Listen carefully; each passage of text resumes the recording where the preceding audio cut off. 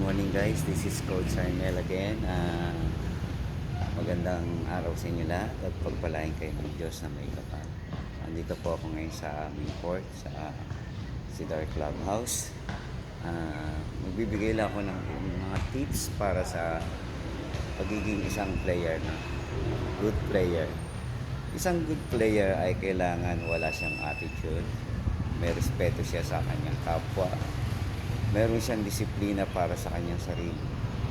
Sa araw-araw na kanyang ginagawang pagpo-practice, kailangan lahat stretching, running, jumping, sit-up, at push-up.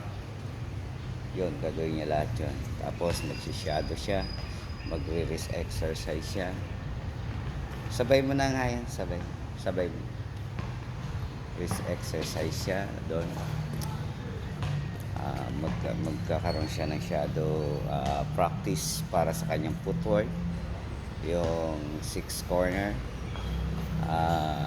long and short sa within the court. Kailangan ma-practice niya yung bawat bahagi or sulok ng court, yung mga parte ng court, at pati yung netting.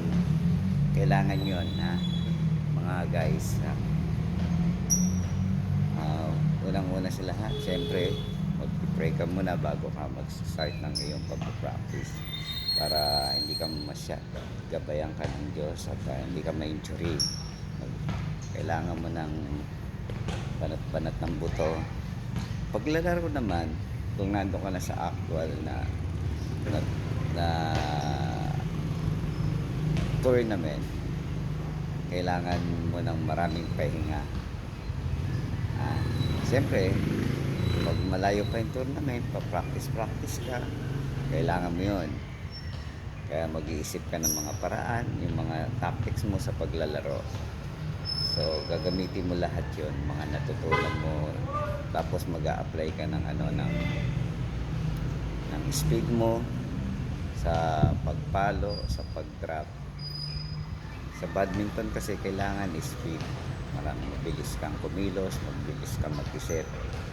Yung defense mo, kailangan attack na yon. Kung nagdi-depensa ka, kailangan pagbalik mo, attack mo na yon. Yun, para maka-score. Tapos mag-focus ka sa paglalagay ng mga ng shuttlecock. Pag ikaw ay nagsa-service, kailangan mag-focus ka kung saan angle siya mahina, doon mo ilagay yung service. For the meantime, ilang muna at mag-start na kami ng aming training. God bless to all. Magandang araw po.